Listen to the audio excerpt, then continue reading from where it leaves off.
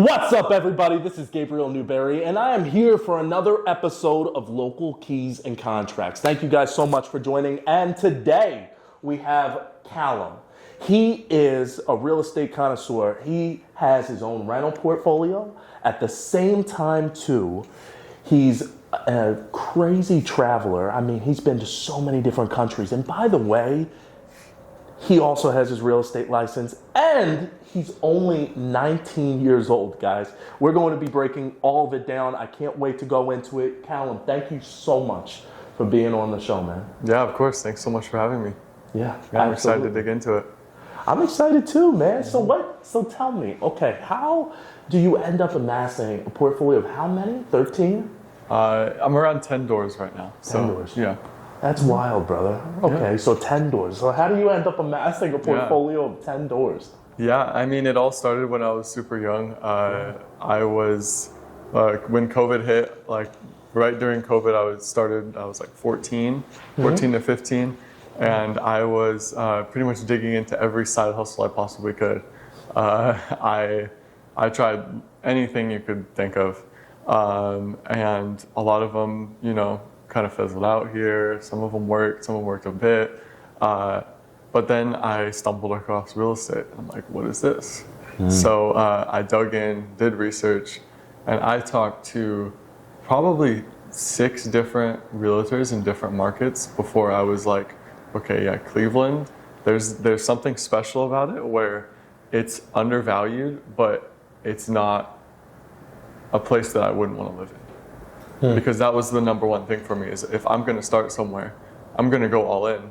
And if worse comes to worse, I'm going to have to go there. I'm going to have to go there eventually. So there's some places that come to mind for me that I'm like, okay, I wouldn't invest there because I don't want to go there. And what made you kind of curate slowly towards Cleveland? I don't mean to throw you off your thought process. Yeah, I mean, statistics were a big one too. I mean, when you look at Cleveland, it's just ridiculous. Yeah. Like you can't find anything like it. I mean, especially if you plug in on Zillow for the entire U.S., you can find some of the cheapest properties here, and they're still cash flowing. You're not getting all the problems with it. Of course, there's setbacks and there's areas and all that stuff, but yeah, I slowly migrated towards the idea of Cleveland, and I got in contact with a real estate agent here. And before I ever even stepped foot in it, I bought my first rental here. How old were you when you got your first? I was 16. That's wild. So before even turning 18, the man bought a property. Do you understand? That's almost like TikTok level famous. Like, it's just unheard of, man. So you ended up getting your first property over at 16. I mean, honestly, what did your family think when you ended up making that decision? Honestly, you don't have to pour in, but no, for sure. I mean, yeah, especially for people who don't know, I grew up in California. I'm Canadian. We came to California, and so you ended up moving over to Cleveland after going over from California. I mean, you tell me, my friend. So when you switched over to Cleveland, I mean, how did you even compartmentalize? Okay, I'm going to take down a property. Did you strictly do it by the numbers? Did you end up just curating it? Did you have help and support from someone, a mentor or something? Or did you just go, all right, me and AI and the world, and we're just going straight at it, Yeah, the big thing, I mean, back to, what my family thought about it, it was like, kind of why Cleveland? I kept getting that question from people. Like, we were in California, and they were that too. Yeah, I know. They're like, why Cleveland? What made you pick that? And so I kind of had to explain it, but at that time I didn't really know. Like, I wasn't really sure on why. And so, I mean, the numbers really made sense for me, especially in California, where in my community, in my city, it just didn't make sense to invest. Like, if you're investing, you're pouring all this money into a property to maybe break even, and it's just, and you're going to have all these problems and rent laws and rent controls, and it's just really rough to be a landlord there. So I put a few offers in on properties back in Stockton, and they, both of them, thankfully now, they did not get accepted. But yeah, so I found Cleveland. I bought that first property, hadn't even came here until probably 5 or 6 months later. Had a property manager, and yeah, I stepped foot in Cleveland, and I was like, yeah, okay, this has potential. We can work with this. And were you just randomly shopping markets? I mean, was this kind of like a midnight thrill type of thing for you, where you were just looking through and you were like, where can I end up cash flowing better? Or was it more so like somebody ended up egging you on towards there? Like, how did that end up coming about? yeah, I mean, for me, it was just all the research. I was so research heavy, like focused that the numbers didn't really make sense anywhere else. But I had like 3 or 4 markets in mind, and I was like, okay, if I connected with realtors there, I was like, if I find opportunities, I'm gonna jump on it. I can always sell it later. Doesn't matter. You know, I had a job at home. I was working really hard, and I was like, yeah, we can do this. And so, yeah, Cleveland was kind of the first to like jump out at me, you know? Like I had these different markets in mind, and then Cleveland just kind of kept appearing, and I was like, okay, I think this is the one. Yeah. And then, yeah, I moved really fast on it, and I had a realtor send me a few deals, and I'm like, okay, let's buy this one. And, how long did it take you to get the first? Like, did it? Like you from just looked at a few and you were like, okay. Yeah, from when I was in contact with the realtor, it probably 2 weeks, and we put an offer in. So, Do you understand how stressed out sometimes buyers can be? Was it? That's going back to your family. I mean, what was going through your family's mind? I mean, not only are you buying a property, but okay, you're buying a property in a totally different state. I'm assuming they've been there or no? All right. Well, you know, how did you work that through? And then at the same time too, I mean, with all the different side hustles, I mean, these were funds that you ended up working hard for. Yeah. Now, when you got from point A to B, how did you decide to just take that plunge? So it might be an unhealthy standpoint, but my standpoint is because I'm young, I can take more risk. There you go. Because a lot of people start in their early to late 20s, like really, you know, deciding what they want to do. So I don't really feel the pressure of having to have everything figured out right away. And so I'm like, if this doesn't work out, I can always restart and I can always go back. But if this does, then it's going to be exponential. You know, it's not going to be something that's like you put it in the S&P 500 and, you know, by the time you're 60, you're good to retire. I'm like, no, this is something that I'm going to take a lot of risk on. I don't know if it's going to work out, but my standpoint on it was, what's the worst that can happen? You know what's funny is the fact that a good plan today is better than a perfect plan tomorrow. It's one thing where you can have a lot of inherent risk up front, and it can feel daunting, and it's complicated, but taking the first step is really everything in the end. Because some of the most successful people ended up hitting the ground and then just rebuilt from that. Yep. I had one real estate guy where he said he went through 3 bankruptcies and still he landed on his feet, and he ended up deciding to end up going into teaching. He's still jumping into flips and partner flips because all he took was his experiences. Yeah. And brother, you started so early. So talk me through that. So now you ended up blowing up after 16. And you ended up getting to 10 doors. Yeah. So that's a really big climb. That means that you've been buying for 3 straight years, back to back. How did you end up amassing that many properties, that many doors? Is it any particular strategy that you can share, especially with some of the newer investors? Yeah.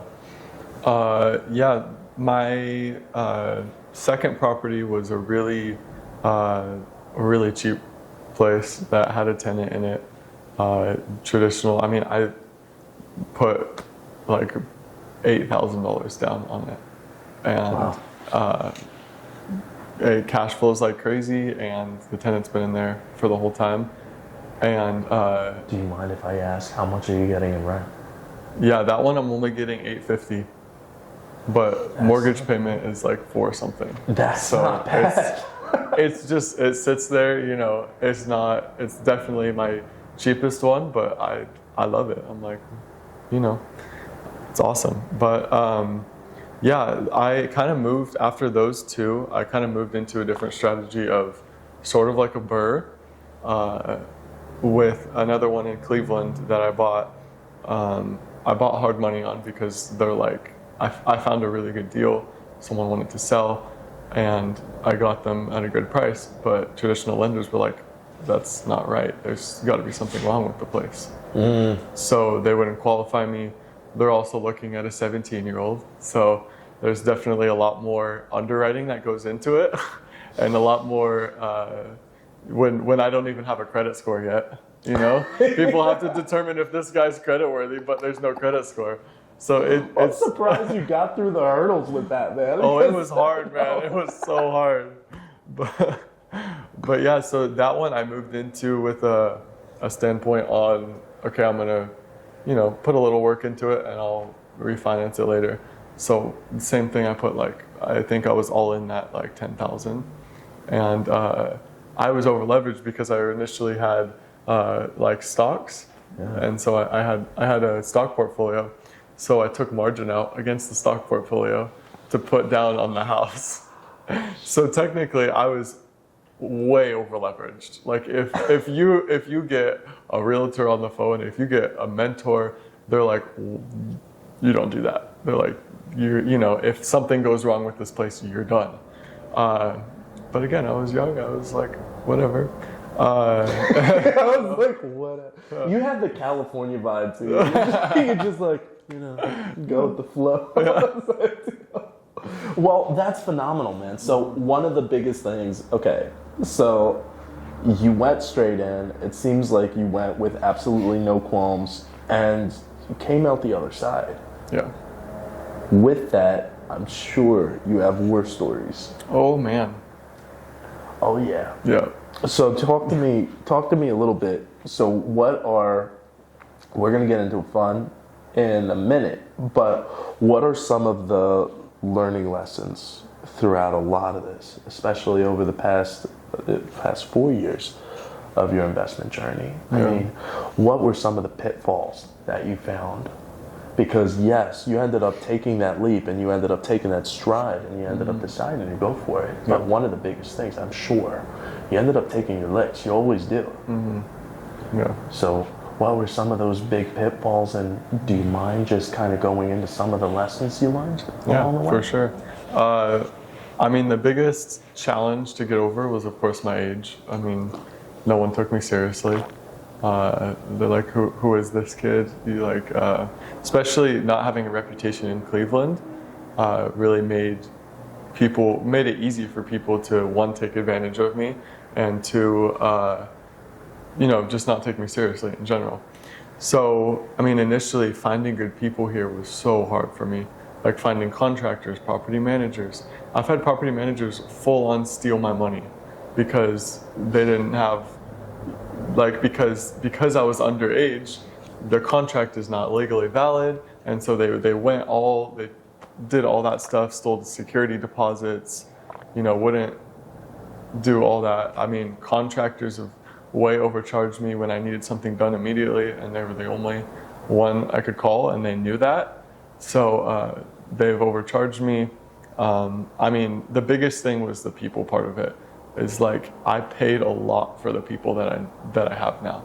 Like the team of contractors and you know, my electrician, plumber, HVAC. Like I've paid a lot to get those connections, but you know, I'm glad that I have them now, and going back, I don't think I could have really done it very differently.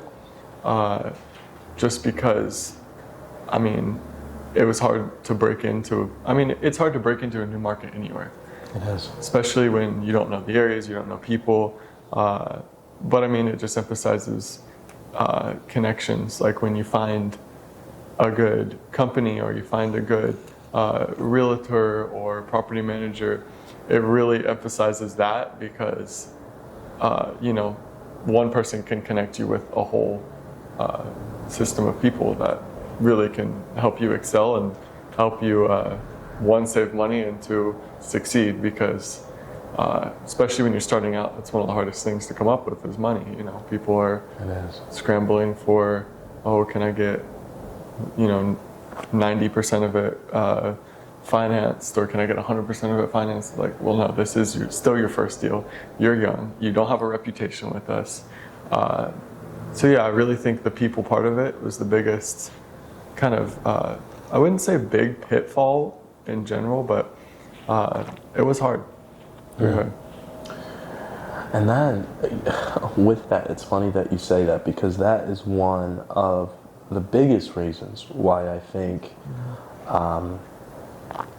honestly, having a good mentor or having a good contractor, having a good realtor, to be quite honest, is a really positive thing, because you need to get embedded into a network and into an ecosystem, especially when you end up starting out from another state.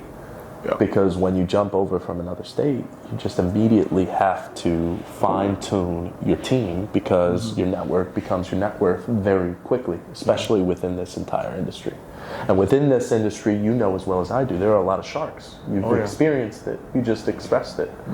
So it's like, whenever you're dealing with situations like that, I know it's complicated, man. It's complicated. And talk through too. So what are some of the different lessons that you've learned through that, and fine-tuning your team and fine-tuning those people? I mean, how do you end up effectively analyzing now to be able to counter that? Yeah. You know? Yeah. One of my biggest things now is, just because they have a license number and they're professional does not mean that they're legit.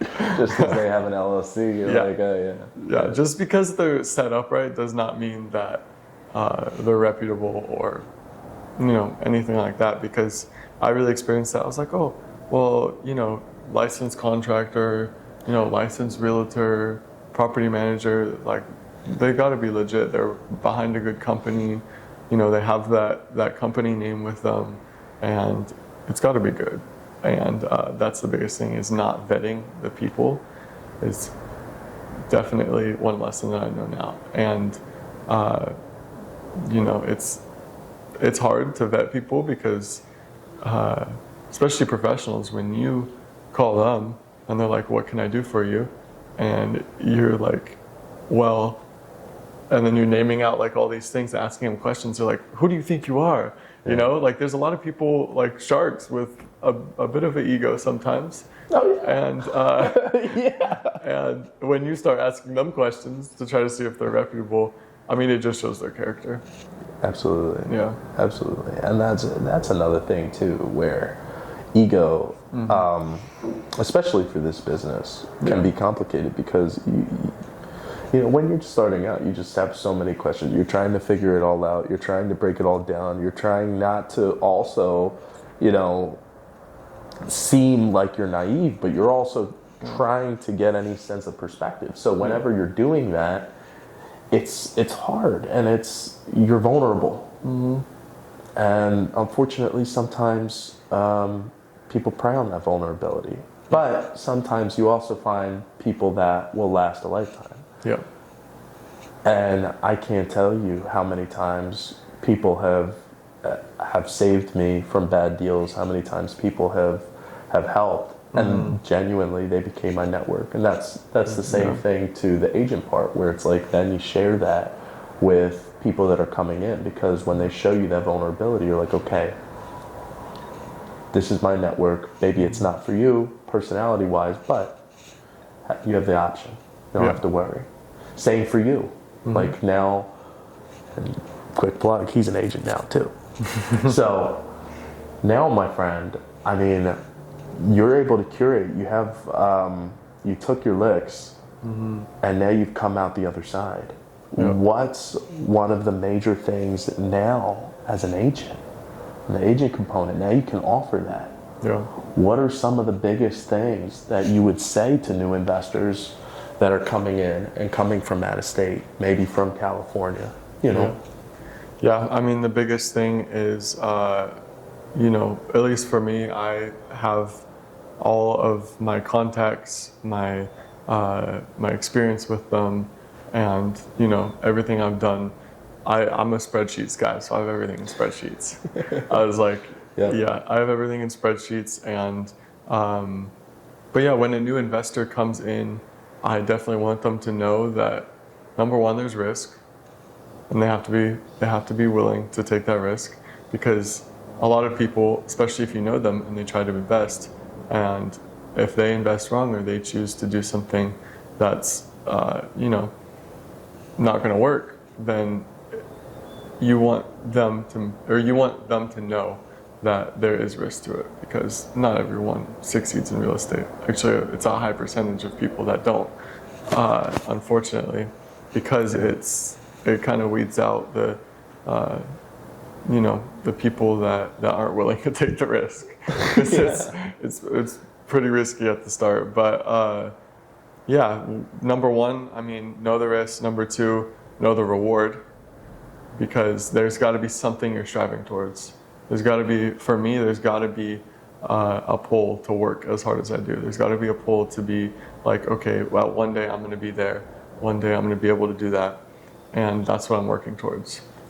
And in that same category is creating goals, because at least for me, I have my famous whiteboard that I have to have all of my goals on. Yep, I see you. I saw that when I walked in. I was like, he's a real one. He's got a whiteboard. Multiple, man. Because I'll tell you, if it's not written down, it goes right out of the mind. Exactly. So I know exactly what you mean. And within that, I mean, so processes wise. Yeah. So you said you're very spreadsheets oriented and very whiteboard oriented.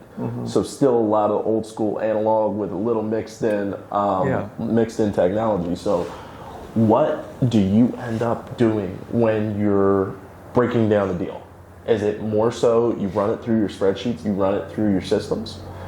And then with regards to the goals, so when you're compartmentalizing, do you end up breaking down set, like almost, okay, this is priority 1, 2, 3, 4, break it down that way? Do you know what I mean?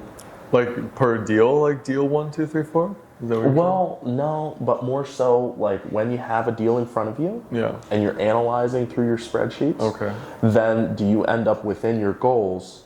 Do you have within, when you're looking at the deal, okay, this is priority 1, 2, 3, 4. I need X number of deals by the end of the year, and you know? Yeah, definitely. I mean, I think I have short-term goals and long-term goals. There you go. Just because, you know, if I'm like, okay, I'm going to get to $100 by the time I'm 30, like, okay, yeah, but what are actionable steps to that? I was like, I could have that goal written on the wall, but I need to have a game plan on how to get there. Yeah. So my main thing is definitely running through systems. I am a little bit old school, but I incorporate AI into everything. Like, instead of writing things down in notebooks now, like just scribbling all my thoughts, you know, you just pull up AI, and I nerd out on AI for hours, just talking and running deals and talk it through. What type of AI do you use? Let's nerd out, man. Yeah, for sure. I mean, the one I found best for talking is definitely ChatGPT, because for me, like I tried Claude, I've tried other ones, but Claude doesn't have a memory, so it's like, you know, it doesn't really know all the deals that I'm doing. It doesn't really know the background behind it all. But yeah, ChatGPT, Gemini's a good talking one. And then you have the systems one, like Perplexity is more for like systems and that kind of stuff. But I'm definitely still old school in the way that I do some of this stuff. Like I like to do all my own bookkeeping, all my own taxes. Like I love that stuff. the numbers is where I'm at. I love it. So God bless you. yeah, I delegated that as soon as I had an opportunity to. I probably will at some point, but at least right now I'm like, okay, this is cool. But yeah, when I run a deal through, I mean, that's another thing I ask investors is what's your goal out of this deal? Because some people are like, I want to get cash flow, and that's their only priority. Yeah. And there's deals that'll work with that, but you're not gonna have a ton of equity, maybe not in a growth market. Well, in Cleveland, you kind of have to be in a growth market because we're in Cleveland. But yeah, I mean, it's really goals for me. I'm thinking long term, so I don't really care about cash flow. I'm like, that's low on the. And that's curious because that's usually the play for Cleveland in general. So I'm surprised that you say that because honestly, if that wasn't the reason for the draw, was it primarily just the fact that you were like, okay, this is a lower ticket buy-in, so it's less inherent risk jumping in, and when you landed on it, you were like, okay, that's where the dart landed. Let's rock and roll. Yeah. I saw potential. That was my big thing. Long-term potential in Cleveland is more than anywhere I can find. Like, I mean, even since I bought my first property, I just got it reappraised for 40% higher in 2 years. So I'm like, what market can you find that in? You really can. You really, like, it's And I'll tell crazy. you, man, too, it's like, it's so weird because it's, in other markets, people are saying the downturn is significant. And when I look, yes, there's an inventory shortage, but that's a massive advantage. Oh yeah. For us, because especially the earlier you buy in, the more you can leverage the equity play. Because regardless, you're going to appreciate at a 4% rate. Typically. But every once in a while, you have a certain market where there's so big of a shortage that, I mean, your appreciation is sometimes 10%, 20% over the course of 2 or 3 years. I mean, there were some markets like, look at Lakewood, man. Lakewood's still going up. Still. Yeah. And then there's even spots, Cleveland Heights. Yep. Cleveland Heights. I can talk about Cleveland Heights. Oh my I God. love Cleveland Heights. Yep, I know he does. He loves that market, so that's why I picked it. Yeah. So Cleveland Heights is one of the biggest ones. I've seen massive growth. I used to live right off of Mayfield, off of Glenmont. Yeah. And I was telling you, it was crazy because right after COVID, out of nowhere, there started to be more and more gentrification, started pushing out from Little Italy, and then also coming through Mayfield. And I just remember all of those streets used to be kind of rundown duplexes, a lot of them, and then it started to come up. Yeah. And now the values are going like through the roof out of nowhere. Insane. I'm seeing like above 2s. I'm seeing all the way up to the 3s on some of them. Yeah. And they keep climbing. So, yeah, it is. And it's going to the Cleveland Heights market. I mean, so what ended up drawing you over towards that market in particular? And then what type of markets do you really feel like work for your strategy since you're seeing more so appreciation-wise versus cash flow? Yeah. Yeah, I mean, Cleveland Heights, I was originally in Cleveland. I got an Airbnb in Cleveland, and then the second time I came, I was like, oh, let me get an Airbnb, and I found one in Cleveland Heights. And I'm like, okay, this is cool. Never even stepped foot there. And I got there, and driving through Shaker Heights to get to Cleveland Heights, I was like, yeah, this is awesome. I was like, number one, the charm of it is like, it's unmatched. Like, coming from California where all the builds are like my town the town I grew up in was founded in the 80s. So I'm like, you have all new builds. You know, there's nothing with charm anymore. And so I got there and I was in love. I was like, oh my gosh. And so yeah, I mean, that was a big play for me, is like, I would totally want to live here and I can invest here and there's potential here. I think, it might be a little controversial, but I think it's actually better for investors, which is it tends to scare a lot of investors away. They're like, why would I want to put 125% in escrow? Yeah. But my big thing is that weeds out the people that don't or aren't totally invested in the city, right? Because I'm all in Cleveland Heights. It's. Oh my gosh, the council people will love you. Make sure to clip that. We'll send that over to you. But no. Continue. Yeah. Sorry. No, yeah. I mean, it's just when you put that money into it, it sucks. Of course, you're like, why would I have to give up more money? Yeah. But it really keeps everything in such good shape. Like, the only houses that you see there that are really run down now are the places that haven't been sold in 20, 30 years. The people are, they've lived in there forever and they're not point of sale compliant, but they don't have to be until they sell. So that's the ones, I mean, we're getting to like pretty much the end of it where it's like almost like most of them in Cleveland Heights, the houses and duplexes are getting compliant. And, I would have never thought that I would agree with the city on that, but here I am. And well, now you're like, okay, property value going up. Yeah, Come on, exactly. Keep That's going. what I'm saying. Yeah, and I mean, you get the problem with certain pockets. It's actually where I love it, but another problem with pockets for like short term, if you're looking at flips, it scares investors off because certain parts of Cleveland Heights are close to, like, I live pretty close to East Cleveland. Sure. I'm in the East Cleveland zip code. Sure. So you're getting the comps when you're appraising it, when you're selling it, when you're buying it, you're getting the comps from East Cleveland. No matter how much that you tell the appraiser, that's not the same city, and it is completely different. It's a crazy wealth divide that shouldn't be there, but that's a whole nother conversation. Yeah. I mean, when you're seeing that, investors are like, okay, why would I want to go in there?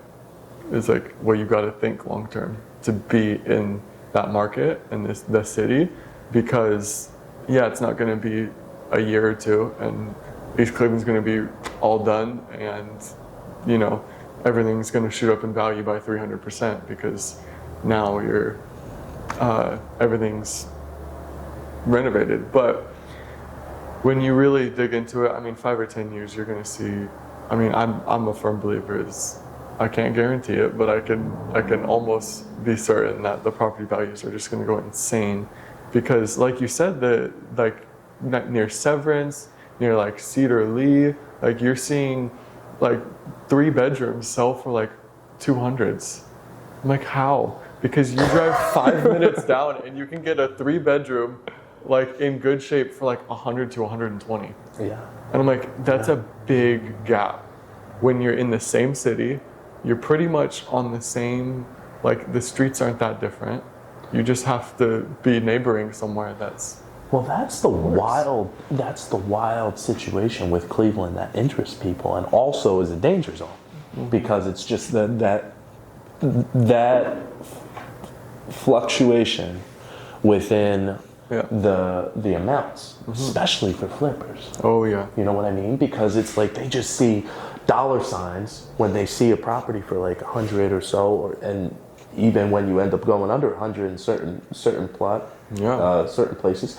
So whenever you find those deals, it's complicated because then it becomes very hyper local. You know as well as I do. Now you're seeing that disparity within those numbers, and even though a long-term play, an appreciation play, absolutely brilliant, cash flow play as well. Because Cleveland Heights just crazy. It cash flows like no other. Yeah. Now, the other thing though too is it's very complicated on the short-term game, because you have to be very, very specific in your location, in your neighborhood. It could sometimes get complicated because whenever you have that old school charm, you're also dealing with sometimes older builds. Yep. Let's get into that a little bit, because I want to understand. So you're coming from a place where 1980s builds, I'm assuming there were no basements? Nope. Okay, dude. So when you walk through a Cleveland Heights basement, and anybody else who's used to the market, you know when you walk into there, I mean, that looks like an old school cellar from one of the horror movies that you see. You know, like when you go into there. I mean, how did you end up just compartmentalizing all of it and really walking through? Because I think that's one of the biggest fear factors for people coming in. How do we deal with these basements? Yeah. I mean, it's, you know, I used to think it was actually, first it was like, this is weird. And then right after, it was like, okay, this is actually really cool. Because I'm a history nerd when it comes to like houses at least.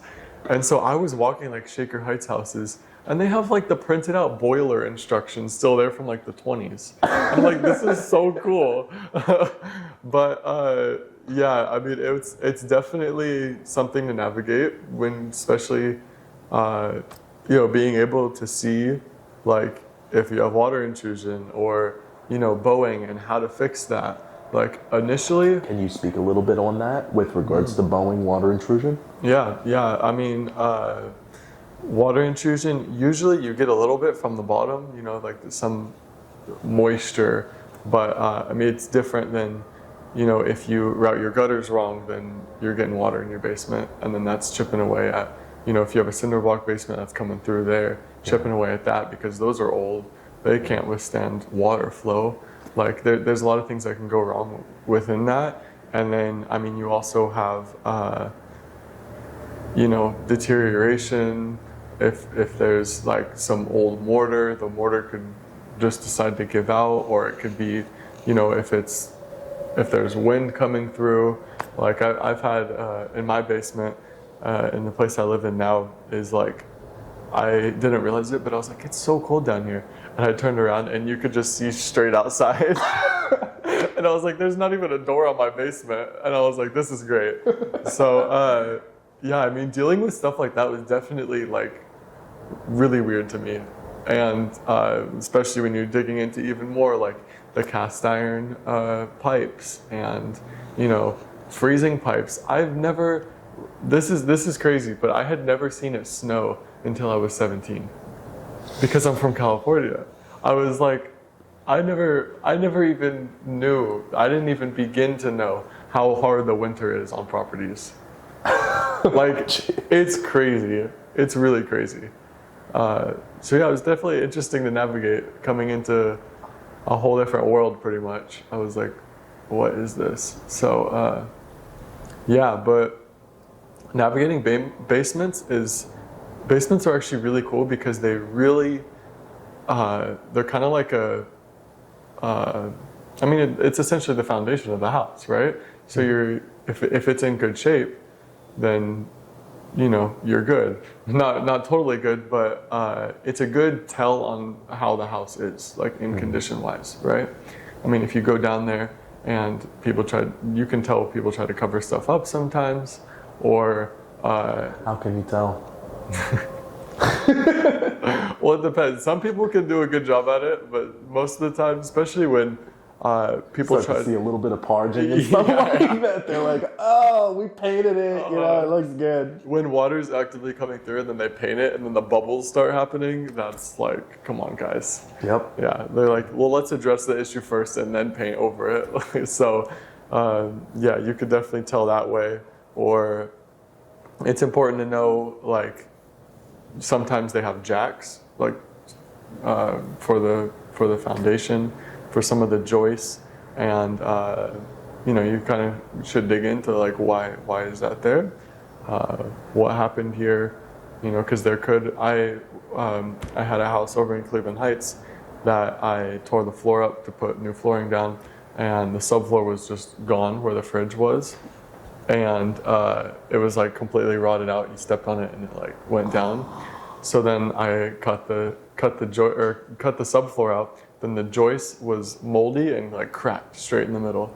Oh my god! So I'm like, okay, how do you deal with this? And then I go in the basement and I noticed they have a jack under it. So they saw it because it was finished and the drywall came down right there. But that's something I didn't know how to do due diligence on. So yeah, I mean, it's definitely a whole different world out here than compared to California. I mean, I grew up in a house that was built like 2007. So that's just the way to live there, I guess. But yeah. Well, thank God. I mean, one of the biggest things too is with foundation issues, like you know as well as I do. There's certain ones that are really, really bad. Then there's settlement cracks and stuff like that. That's more so like not so bad. And it seems like you've gotten a decent handle on all of it. And I mean, now you're a pro. So when you walk down there, man, what are some of the first things you really look at? And you make sure, like you walking into a basement for a potential rental, what are some of the go, no-go type of things? You went into some of the joists and some of the stuff for water intrusion, but what's the first thing you look at? I mean, first thing's cracks. Immediately, it's cracks and bowing. Sometimes you can look at a wall and you could, even if you're not at the right angle, you can totally see it bowing. That's obviously terrible, but if you do, like sometimes I'll put a level on it if you can't really tell, and it'll be off just a little bit, but you know, it's something to watch out for. I'm not saying, you know, you could have 50 years before it even starts showing anything, but the biggest thing is knowing your properties in and out. I'm a firm believer on, you know, even if it's a rental, you should know what's happening with your place. You should know. The biggest recommendation, like get an inspection. Yes. Go ahead, figure it out. Yep. Okay. I did do one house. It was my second house. Yeah. It was that cheap one I was talking about. It was this guy put it on for sale by owner. I called him. I lowballed him. He was like, okay. So that's how I got it so cheap. He was in Belgium. He was an out-of-state investor in Belgium, and I was like, oh, we don't need to do an inspection. It's fine. Yeah. So didn't do an inspection. Closed on it really fast. Thank God it was totally fine. There's some little minor things wrong with it, but like the basement's in great shape, and I didn't walk it till like a year and a half later because there were tenants in it. And so you closed on it. You were like, all right, great. I was like, here's the money to put the rent in.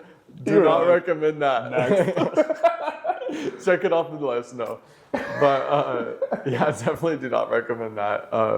Even if there's a house that sometimes, I mean, in rare cases, I don't do inspections. If I have walked the property a million times, there's no tenants in it. I can see the bones of the property. Yeah. Like if I can actively see the joists in the basement, you know, parts of the subfloor. If I can see, you know, some of the plumbing fixtures, if there's accesses. I mean, I initially did a lot of renovations myself, so I kind of got to learn what to look for. Jeez. And for inspectors, I mean, I was finding that properties that I really walked, like I spent a long time looking at and making sure, doing my due diligence. I was like, the inspector came up with less than I came up with at some points. And I was like, okay, well, I probably didn't need that. But it was good anyway. But yeah, certain properties, it's very rare that I don't get an inspection, even if I know the whole thing. One or two properties I haven't gotten an inspection on. But one was because I was naive. And then the second one is one I'm closing on soon that I know the whole thing. I've been in contract for like 5 or 6 months now. It was a bank owned, you know, the whole story behind that deal. But I've walked it a million times. I've had people out there to give me quotes. I'm like, I know it in and out, and I won't need an inspection. But always, 99% of the time, I always recommend an inspection because you can see stuff, but you can't see everything. Yeah. So. And speaking of stories, let's dig in, man. Oh, I know this guy, the way we met was at a coffee shop, and I swear we were talking for probably a straight hour. Oh, at least. Just back and forth on work stories. Like, let's talk through, man. Okay, so craziest story. I know you have rental properties, so I'm sure you can rail them off. Yeah. Craziest stories, and then at the same time, too, talk me through some of the fun stories. Okay. If you can. All right. Let's see. Probably, I don't know the craziest. I don't know. Does anything ring a bell to? I have so many, but. Your pipe bursting. That. Yeah, that was a good one. Yeah. So, I was definitely. as you know, I didn't know, pipes burst. So I was like, oh, it gets pretty cold here, but I didn't know all the things where if you leave it on a bit, the water will, less chance of freezing and all that stuff. And because most of the pipes are in the basement, I didn't know about that either. So yeah, I have a property that I bought a bit ago in Cleveland, and I was traveling. I was in Iceland at a hostel, so it's very open. Everyone's there. It's the middle of the night, and Of course. I get a call from this guy, and I manage a lot of my own properties because they're easy to manage for me, especially when I'm here. And this guy calls me. He's on full ringer for some reason. I don't know why, but the ringer was really loud. Pretty much woke everyone up, and called me pretty much screaming at me because because the pipes burst. And I'm like, well, I didn't really know what to do. I was like, okay. I was like, well, first thing you do is go turn the water off. Go turn it off. And he's like, how do I do that? What do you mean? There's the water main in the basement. Can you turn the water main off in the basement? Then I can get someone out there as fast as I can. He's like, what's that? And I'm like, the water main, where the water comes from the street. It's in the basement. And he's like, no, we don't have one of those. I was like, what do you mean you don't have one of those? I was like, I sure hope you have one of those because I pay for the bill. And so yeah, I tried to walk him through. I was sitting there in a hostel with everyone really mad at me because I woke them up. Pretty much walking this guy through how to turn it off, and he still couldn't do it. I sent him a picture of what a Cleveland water, literally the exact picture of what it looks like, how to turn it. I told him, because I know the house, I was like, go down the stairs to the basement. I'm like, hey, you're looking towards the furnace, right? I was like, look above you. There's that copper pipe. That's the water pipe. Follow it, and then follow it straight down, and right in front of you should be the water main. There's a little thing on it, and you just turn it. I love how he was like, no, this doesn't exist here. Yeah. It's not like he was like, oh, that's a thing. It's like, no, we don't have one. So I had to send a guy out, and pretty much, it was pretty late. I don't know what time it was earlier here, but I called one of the main contractors I use, and I was like, this guy, the pipes burst, and he can't figure out how to do the water main. He's like, he can't figure out what? And I'm like, I know, bro. I was like, I'll just pay you to go send someone out there. Can you just get one of your guys and go and turn it off? And he's like, are you serious? I'm like, yeah, I'm very serious. So, but that's one of the things I'm so thankful for, the connections I've made, because otherwise I don't know what I would have done. The basement's flooding. It's the middle of the night. Who are you gonna call? Well, how bad was it, man? When he got there, I mean, was it a gusher? It was at the point where it was, It was going. I got someone out there within, I think it was 30 minutes to 45 minutes. So it wasn't Thank God. Yeah, it wasn't too bad. There was probably a few inches of water, but it was that was that week where it was minus something, -4 or something. Oh and I was like, you gotta be kidding me, on the one day, and the heat went out, so they couldn't order the part. But I gave him space heaters. I told him, I was like, you have AI, bro. That's the one thing. That's the one thing.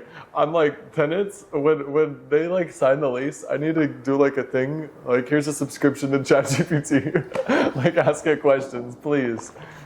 But this is my assistant. Yeah. Please refer to the Q&A. Yeah. So that's an interesting story, man. I have another tenant that always responds to me when I ask. So I'm like, hey, your rent's late. What's going on? And I try to be the most reasonable landlord I can. I'm probably too nice sometimes, and that's bitten me a few times. But I try to be nice. I understand the situation. People go through it. and I understand that. But you know, so I reached out to her, and she didn't respond, and I was like, that's a little weird. Called her, didn't respond. Then a few days later, texted me at 2 a.m. Sorry, my rent's late. Just posted bail. I'll have it soon. Dude, you can't make these things No, up. you really can't. So, similar situation happened. And I don't understand sometimes, like, okay, life happens sometimes, right? Yeah. But there's some times where you end up with a scenario. Okay, got 2 people in, right? Mm-hmm. All right, couple. Beautiful. Kodak, literally, they have 3 kids, a new baby just came in, and it was a whole nice situation. They're lovey-dovey, they're hugging. Okay, sign the lease, we got the papers, great. They're on a 2-year plan. Beautiful. Beautiful. All right? Always recommend 2-year leases. I don't know if you end up doing that. You usually do year term or 2 year? I do options. So usually I do, if you want a month-to-month, it's going to be a crazy increase. Yep. And then 12-month and 18-month. Nice, man. Always recommend. Yeah. 18 month especially, actually. That's I like brilliant. 18 month. Because sometimes if you end up having a structure where you land back over to like spring or something, Yep. that's beautiful because then you're not shooting yourself in the foot. Yep. Yeah. Anyway, so we get this couple. And then when they walk through, they sign the 2-year lease. They're inside for only about a week. Okay. And they ended up doing prorated rent. So out of nowhere, a week later, we get a call. The call goes a little bit like this. Okay. So she's like, I don't know if I want to keep this rental because I'm not going to lie. Apparently her fiance, God forbid, actually, it was a domestic abuse situation. So she said the guy hit her. He's in jail. She's like, he's gonna have to figure out this rent because let me tell you what, I'm gonna be gone and I don't care. She's like, I'm taking everything. I'm on the phone with her and I'm like, I don't really know. I'm so sorry. Like, You get some situations that you're like, what do I say? well, what are you supposed to? Like, okay, I mean, is he able to pay bail? Like, is he gonna come back? Like, I don't know. Because she's like, he's gonna have to deal with it himself. And so anyway, she ends up going. She's like, yeah, so I'm gonna have to figure something out. And I said, yeah, like you're on a lease just the same as him, so you gotta figure this out. So they hang up. All right, 2 weeks later. Oh my gosh, you know what? That was just a whole situation where I don't know what happened because realistically speaking, we are the most together we've ever been. Like, What? so apparently, So it he just got like out of disappeared. jail. I don't think so. I think it's still a continued situation. We'll see. But realistically speaking, along that whole ride, within a month, it was just a roller coaster of emotion, which God forbid. Like, I pray to God. I'm like, please, if anything, tell us, God forbid. Yeah. You know? But it's stuff like that where you just you get these calls out of nowhere and you're like, what is going on? Yeah. Yeah. I mean, another one is, I don't know if you've experienced it with duplexes, when people call you when they have a problem with the other person, like they don't, like 2 people don't get along, and they call the landlord. Like, what am I supposed to do? Come and like make you guys hug it out? Like, I haven't had that yet, but I'm terrified of the situation. it's scary, bro. I'm like, well, it's not. It's more frustrating than anything because, you know, you get people in there, and no matter how nice they are, no matter how, you know, they initially get along, but some people just, you know, aren't mature enough to go talk to someone about if they have a problem with them.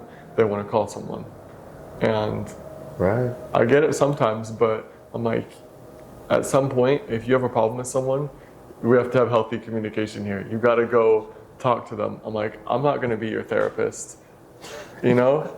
Like, I don't really want to deal with that. And I don't think landlords should. I mean, but yeah, that's definitely a hard one, is like duplex, especially parking. Duplexes in Cleveland Heights always have one driveway that goes into 2 parking spots. So it's like a 2-car garage or a split driveway, but it's one driveway going into it. So it's always like, his dad's here and he parked and I can't get out for work. I gotta leave. But yeah, I mean, I've had people, I mean, being in real estate, you have people calling you, screaming at you all the time. So it's just part of the game. It really is. Yeah. Sometimes that's the main reason why you have coffee, man. You make sure you get up earlier than them. Yep. You're like, all right, I'm ready. Whatever you need. Yeah, I found the best work for me gets done before people get up and after they're done working, because like after 5 p.m. I am like, that's from 5 p.m. on is when I get my most work done. Like 5 to 9 p.m. is like my prime work time, and same with like if I get up early, well, between like maybe 5:30 and 8 is like the prime work time, because no one, especially if you manage properties, it's like people are going to call you all the time. Yeah. And, you get interrupted with emails, calls, texts. And, I mean, some people don't like it. I mean, sometimes I complain about it, but like, I'm living my dream life. This is what I grew up to do. I'm like, this is... I was about to say, and you also kick in a little bit of pleasure with that, man. Yeah. Okay, so 19 countries have been what you traveled to. You just said that you were dealing with tenant experience in Iceland. Yeah. You know what I mean? Which, that was probably stressful, but at least you're in Iceland while you're doing it. So you're rocking with class, Very true. Yeah. I mean, so talk me through. I mean, how many countries have you traveled to? Yeah, I'm at 19 right now. So it's been amazing. I'm so blessed to be able to travel. But my big goal was when I graduated high school to go travel Europe for a bit. Yeah. It didn't happen right after I graduated high school. I actually went to a ministry school in Canada, and then I came down to Cleveland because I bought a duplex here that I needed renovations. So I just put my head down and renovated it, and that took a while. How do you structure the trips? Is it pretty much like after you, buy some, then sort out? Yeah, I mean my big trip was in October. I left for a little over 2 months. Wow. I started in the Netherlands and, kind of hit all the countries on the way down to Africa. I kind of went to East Europe and then down to Africa. But yeah, I mean, structuring trips is a little hard sometimes with real estate, but it always seems to as everything's fine until you leave. Oh yeah, always. I'm like every single time I'm somewhere, something happens, or if I'm about to leave for somewhere, then contracts get delayed, closings get pushed out, tenants, fall through for like moving in, or someone wants to move out of a place. Like it's always something that's like, in the back of your mind when you're on the trip, it might be there, but yeah, I think it was really good that I went out and traveled for 2 months, and there was a lot of stuff that, I was managing a whole renovation from there on a different house I do. It was like my first one where I was like, okay, I'm not there. I'm going to manage the whole thing. I have connections now. I'm going to manage it from here. And it was a lot of nights, that I was up at 1 or 2 in the morning in like the Netherlands answering calls and trying to get people to go here and go there because it's a different time here. But I couldn't be more grateful for where I've been, and I'm excited to go more places, but I'm kind of, I kind of slowed down on traveling because I'm an agent now, so I want to be a little more present. I do go, I get really bored sometimes, and if I get bored, I hop in my car and I drive somewhere. That's my thing. Like I told you a couple. Talk through a story. Talk through that story. Okay, That's hilarious. Yeah, man, I got back from my big trip in the end of November, went home to California for Christmas, and it was January, and I was like, What was the big trip? That was my big Europe trip, my 2 month trip. Europe trip. Yeah. Okay. And then I got back, and it was January. Everything was fine with rentals, and I literally had no work to do. Everything was done, and wasn't an agent, wasn't thinking about getting my license yet. I did do all my stuff to get it in California, but then I realized I didn't want to go back. Yeah, so it turned out that it was like 7:30, 8 at night, and I'm sitting in driving right now. Where could I go? Like, you know where I haven't been? I haven't been to Montreal, and I'm like, I look it up and I'm like, ooh, that's far. But Canada has these little, they're called en routes, and they have they're like rest stops, but they're nice rest stops. They're like, they have cameras there, and you could sleep in your car. And so I was like, all right, why don't I just go? So I just grabbed a few things and I just drove. I got like right past Toronto, a little north of Toronto at like, I think it was 3:30 in the morning, slept till like 6 and got to Montreal the next day. And then I explored Montreal. It was freezing because it was January. There was so much snow, and it was like ridiculous temperature. But anyways, then I drove down the east side and I went down to Vermont, New Hampshire. But when I crossed the border, the people were like, so you went to Montreal for a day? I was like, yeah. They're like, well, why did you go? I was like, oh, I just wanted to see Montreal. I live in Ohio. And she's like, no, what's the real reason you went there? People don't just drive there for a day trip. And I was like, no, I legit went for a day. Like, what do you want me to say? And then she's like, do you have anything to declare? I was like, I mean, a half a pizza is in the back seat, but I don't have anything with me. And I thought you were a smuggler. Yeah, they tore apart my entire car. I was like, man, yeah. So that was interesting, but I live for those moments, like the spontaneous. If you ask some people that know me, I'm a very spontaneous person. I'm just like, you have to be. You bought your first place at 16 out of nowhere. You were on the other side. You bought another coast. Yeah. No experience. I mean, yeah. I tip my hat to you, brother. I mean, that's absolutely amazing that you ended up having the gall to do it, but also the follow through with going all the way step by step. Plus, you're living the life. Business plus equal amount of pleasure. You were still able to end up having these crazy experiences that, realistically speaking, real estate just can give you that opportunity to be able to just, I'm going to pack up, go, drive really quick to Montreal, take a look. I'll do all my business from my phone. Yeah. That's like, I mean, it's... At least you were in the same time zone. I know, right? Exactly. Yeah, it's very, I mean, I couldn't imagine doing anything else. Like, real estate is just, it's something that, it gives more freedom than most professions. I mean, and just being able... My favorite thing about it is, this is some people's least favorite thing about it, is, but you get paid on the performance you do, not on the hours you work. And I'm like, yeah, that's where I want to be, because if I want to work, 50, 60 hours this week, get a ton of stuff done, I can make money, and then I can just take the whole next week off. Well, it's going back to the goal setting. Yeah. And let's touch a little bit about that. Because I just want to drive that point home.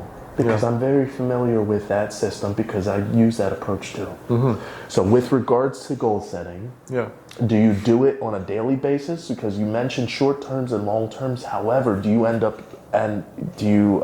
structure your day with checklists and things like that, just to kind of keep yourself in line? Or is it more so, okay, I just have a general outline, I'm going to roll? Yeah, I kind of have... It's like a necessity list of every day I have to do these things before I go to bed. So whether it's, I used to do it in my head and then I'd forget about stuff. So, whiteboards, great, love whiteboards. And, second was just like write it down on your phone, write it down on a piece of paper, put it in your pocket. Like that's how I do it, is I'm like, I get so distracted and so scatterbrained so easily. Because I have so many like ideas and so many like things going through my mind that I'm like basically what's next? Like, what am I going to do now? What am I going to do now? Like, sitting still for me is really hard. Like, a day of doing nothing is like drives me nuts. I can't do it. So Yeah, I mean, definitely a daily, not necessarily like a full structure, but like I need to get these things done is definitely helpful for me, like on a daily basis. And Gotcha. I saw a lot of progress once I started doing that, and a lot more. When you go to bed, you're like satisfied with what you did in the day. Because if I, do only a few things in a day, or I just go and do some little work that's not like really meaningful, I get to bed, I'm like, what did I do today? Like that, I always think about that before I go to bed. It's like, what did I do today? Yeah. But yeah. I always set it up like a morning routine of I have to do it's almost like OCD at this point. Yeah. Like I literally, I have to sit down and I have this usually a yellow page sheet and I'll take it out and I'll write down the to-dos and then I set priorities. So I'll do like, okay, priority ones, priorities, priority twos, priority threes. Yeah. The priority ones have to get done within the first half of any availability. Yeah. And then priority twos are, okay, they're important, but not necessarily top end. Yeah. And then there's priority threes. If I get them done, perfect. If not, then it's okay. They can end up moving over. And they'll be priority ones the next day. Yeah. So it's like, I'll literally structure it that way day after day. And what I found is it's like living with that intentionality helps so much with regards to structure and so much for you not to end up barreling through, because sometimes when you wake up and you have nothing set on the agenda, all hell breaks loose for me. I'm scattered. So I'm like, okay, I think I'm gonna get a coffee. Like I don't know. Maybe I'm gonna go to church. Maybe I'm gonna go to the lake. I don't know. I have to do something productive. Yeah. So yeah, I think that's perfect, man. Having general outline, and then at the same time too, do you end up doing vision boarding? You were mentioning goal setting and stuff like that. Now, do you write it down? You set on a whiteboard. Do you write it down and you kind of just do like mantras or something every day? Is there like a daily routine type of thing, or a thing that you really set for these goals that you put up? I mean, at the end of the day, I'm going towards like one goal, and 200 doors. No. Oh, okay. I mean, my main goal is I want real estate to fund spreading the gospel to unreached nations. Like that's my ultimate goal. Is like I want to be I want to be able to fund missionaries, to fund people to just go out, people that are willing to just go out and go to these places, go to unreached places. I mean, that's my ultimate goal, to fund people and to do it myself. But to have real estate behind me to do that is kind of like I wake up every morning and I'm like, that's where I'm going. That's what I'm doing. And I just have to work to get there. Let's touch a little bit more about that. So overall, on the missionary end, elaborate. So with regards to it, with spreading the gospel for you, and it's funny, we're right around Easter time too. So talk a little bit more with thoughts on that. Is it more of a philanthropy end? Is it more so like you want to end up structuring mission trips? What's the main thoughts behind it? Because that's unique. Yeah. I mean, definitely. God's always given me some sort of kind of willingness to go anywhere. Like I'll literally go anywhere. I'll do anything, and it's hard to find people like that. It's hard to find people that are willing to give up everything to go and do something. Like even if it's anything, it's really hard for people to get to that point.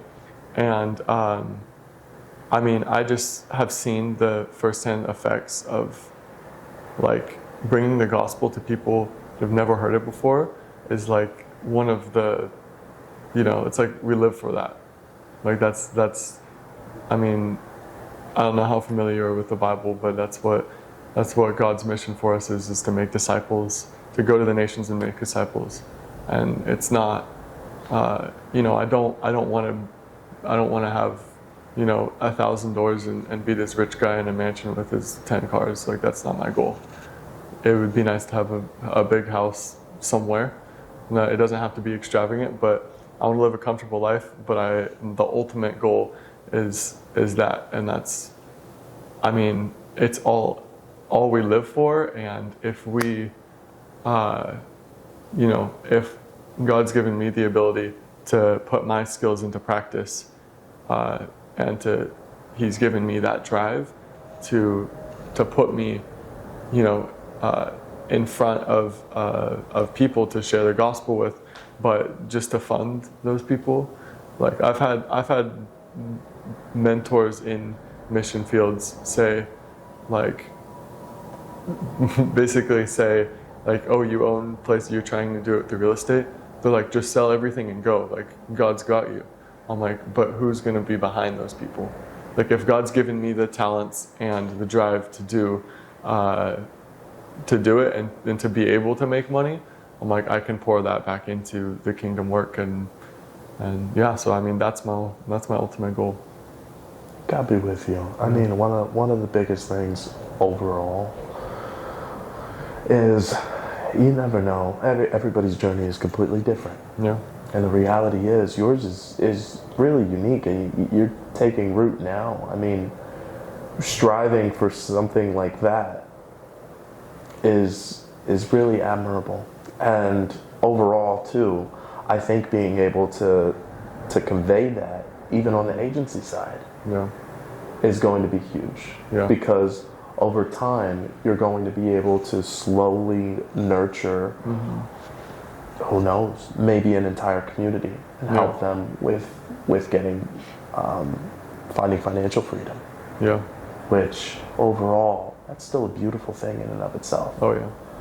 And then being able to end up coupling that with what you were saying, where maybe you end up taking that over and going and preaching the gospel out of country or out of state. Who knows? I mean, sky's the limit. And you're going to have a whole slew of different experiences that you're going to be able to speak to on all of it. So I wish you nothing but the best, brother, with all of that. Sure. God be with you. Genuinely, I'm praying for you. Anyone religious, please pray. Pray for me too, please, God, please. But one of the other things too, and I see your mic is flashing red. That means that it's probably starting to die. So Okay. one of the biggest things I do want to touch on too is your agency end. So talk to me. So you're over with Remax. You want to curate that closer towards mission work, and you want to curate it more towards investor. What's the thought with that? Yeah. So I mean, the big thing is helping investors not make the mistakes that new investors usually make, right? And so that's a big goal. But yeah, I mean, I try to live out, my faith in whatever I do. But sometimes it's restricted in the work field. But I mean, essentially, people will be able to tell. I mean, I don't do anything to hide it. And yeah, so I mean, my big thing with being an agent is to help investors. I love helping young investors too. Like that's I'm like, people come to me and they're like, how did people take you seriously? I'm like, well, you just got to prove to them that you can do it. Like people will take you seriously if you have results to back your words up. So yeah, essentially, that's what I want to do. I mean, helping, first-time home buyers too. Like I'm kind of just being an agent in general is I've always wanted to be since I was really young. I was like, I'm going to be an agent. So yeah, essentially that's what I'm doing it for. Let me get you a new one.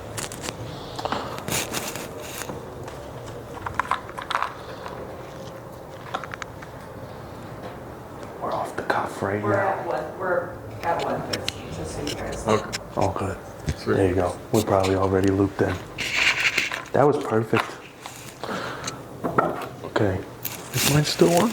Yeah. Yeah, mine's still Mine's green. Is that different than blue? on. No, that's good. As long as you see a new one on there, it should show up. Will you With the speak into volume? it so I can see if it, Yeah, can you hear me? yeah. Okay, sweet. Then we'll just cut that. Yeah, I'll cut it all. Cool. Don't leave that all in there. It's gonna be a perfect real look. This is the I'll reality. grab you a new mic for We were going deep too. That's why I was like, I don't want to cut this mic I know, off. I saw you looking at it. I was like, darn it. Yeah. Because I saw it flashing red. I'm like, I don't want to I cut saw it. It's in it its too, flow. before I was like, oh, like, do I say something? But then you guys like kept going. I'm like, there's like no pause. Yeah. Just Stop like you see coughing. it, you like throw a mic to me, I just like catch it. No. Yeah. Yeah, man. I mean, one of the biggest things too with the agency side, especially since you're saying like young investors, it cracks me up because all I think of is somebody who. Did you see that 12-year-old home buyer? Apparently he was like a crypto kid. He ended up having like 300,000 or something like that. Like some drop shippers are making money and they don't know where to put it, so they end up going and buying. I thought it was hilarious. Yeah. I saw all of it. He was like, "Yeah, like apparently my family told me just put it in real estate." I was like, "I guess that means I gotta buy a house." Like, I don't know. I'm trying to figure out how to diversify my portfolio. I'm like, "You're 12, like, dude." I was crazy. playing Pokemon. Yeah. Like, for me. And I think that's absolutely amazing. So, especially to develop that niche too, and niche it down to, you actually have a structured system and process that you developed for your own personal business. I Yeah. think that is absolutely phenomenal because you can relate, Yeah. which, once again, that is very important for people that are coming in because they're vulnerable. Yeah. So being able to relate, being able to convey all of those stories and being able to kind of show, look, I understand your fears, I've been where you're at, and we can end up working together to be able to break things down, Yeah. is huge. And with all of that, my friend, one last thing you didn't mention, what company are you with? Remax Crossroads. Remax Crossroads. Yeah, we didn't steal them, guys, but Yeah. we definitely are trying. No. But genuinely, brother, your thought on, your perspective on mission work, your outlook on life, and honestly, your outlook towards real estate is so unique. And I can't thank you enough, genuinely, for being on the episode. And I can't thank you enough, seriously, for being able to spread the message genuinely. Like, whatever you have next in store, I want you to tell the world. And also, just take a quick minute. What's coming up for Calum? Yeah. What's the big thing? Yeah, the big thing is just kind of diving into being an agent first and figuring that all out. But I mean, my big goal in mission wise is I'm trying to help like underdeveloped and unreached countries. A lot you see in North Africa. That's kind of where my heart is, and a lot of times you see either new believers or long-term missionaries that are there. See a lot of persecution. I mean, no one can know what you believe in because you're in a country that's controlled. It's the religion's controlled, and you can't really break out of that. So you can't get employment, especially if you're a foreigner that comes in. You can't get employment. You can't get anything in that sense. The government kind of shuts you down and doesn't want you to share the gospel. And then local believers, they can't even let anyone know that they believe because they can be put in jail. They can be prosecuted for it. So it's really, that's kind of where my heart is yeah, we can go spread the gospel to these nations. Yeah, we can go and, like Jesus can really change their life. But at the end of the day, we're called to do discipling, right? We're not called to go out and say, hey, this is the good news. Jesus died for you. And then they're like, okay, what's next? And you're like, okay, well, I got to go back to the US. You know, like that's not really what we're called to do. So my big thing is I'm trying to help, local missionaries along with believers to start a business where they're at and kind of empower that, whether it's funding, mentorship, dealing with connections like across the countries, trying to connect them to each other and basically make a business there that is not competing with the local businesses, so you're not taking away from the economy, but you're building it up and empowering the people there to, one, have the success in their own business. Like that's a really big thing, right? Like that's some people strive for that their whole life. And for people to have that purpose along with like discipleship, and if there's well-seasoned believers around them, that's when people thrive and when people community is the number one thing. It's the number one thing that helps people and believers thrive. So I'm trying to partner with some organizations like in North Africa and trying to get the resources and the funds out there to empower that and to get them to a place where where they're thriving. So that's excellent. And genuinely, guys, definitely, if you have do you have any websites or anything like that we can direct towards? I mean, you can always follow me on Instagram. I don't have a lot of the mission side is kind of on the down low. It's not posted and all that, but my investor journey and all that is posted on Instagram and Facebook. So guys, track all of his socials and everything, genuinely. Yeah. If you have more questions, you can DM him directly, and then at the same time too, reach out to me. We'll be able to get you guys in touch, especially if you're interested within the missionary position. Yep. It seems like that would be huge, especially for if you just want to help with philanthropy, or if you want to end up helping to develop that whole structure with Calum, or at whatever capacity you'd like to be involved. At the same time too, please send us your deals. Let us know at any point, because if I'm not buying it, Calum's gonna buy it. Especially if it's in Cleveland Heights. Cleveland Heights, yeah. Guys, thank you so much for watching. This has been Local Keys and Contracts with Calum.